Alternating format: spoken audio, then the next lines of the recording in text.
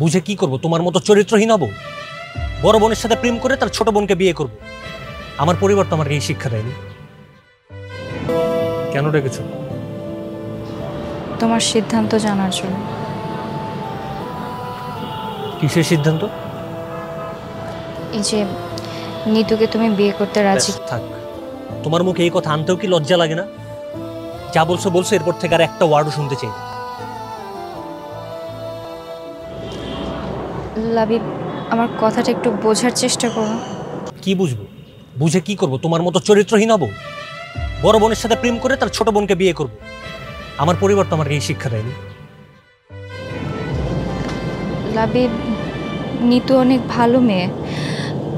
আমি না হয় খারাপ, কিন্তু তুমি নিতুকে বিশ্বাস করতে পারো। নিতু চাইলেও কখনো তোমার মতো হইতে পারবে না। তুমি একটা বেঈমান, তুমি আমার সাথে বেঈমানি করছো। আমি তো কখনো তোমার ক্ষমা করতে পারবো না, কখনো না। সব সময় পরিস্থিতি একরকম থাকে না। আমি পরিস্থিতির শিকার। পরিস্থিতির শিকার হয়ে তুমি কি করছো? তুমি আমার সাথে বিশ্বাসঘাতকতা করছো। তুমি তো আমাকে এই কথাগুলো আগেও জানাই দিলে পারতা। আমি এখানে নিজেকে সত্যি প্রমাণ করার জন্য আসি নাই। আমি এসেছি আমার বোনের স্বপ্ন পূরণ করার জন্য। নিজের ভালোবাসার মানুষের স্বপ্ন ভেঙে চুরে চুরমার করে দিয়ে এখন আসছো নিজের বোনের স্বপ্ন পূরণ করতে। লজ্জা করে না তোমার? তোমার এই চেহারাটা আমি আর কখনো দেখতে চাই না।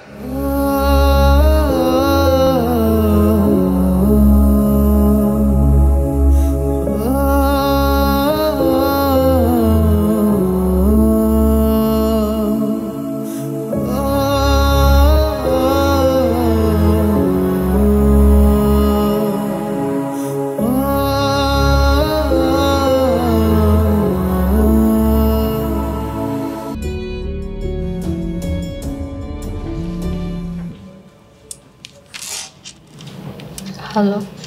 তোমাকে একটা সিদ্ধান্ত জানাতে কল করলাম। কি সিদ্ধান্ত? ভেবে দেখলাম তোমার শেষ প্রস্তাবটায় আমি রাজি। মানে তোমার ছোট বোন নিতুকে আমি বিয়ে করতে চাই। এতে করে তোমার শেষ রিকোয়েস্টটাও রাখা হবে, আর তোমাকে একটা শিক্ষাও দেওয়া হবে। আমাকে শিক্ষা দিতে চাও? অবশ্যই চাই।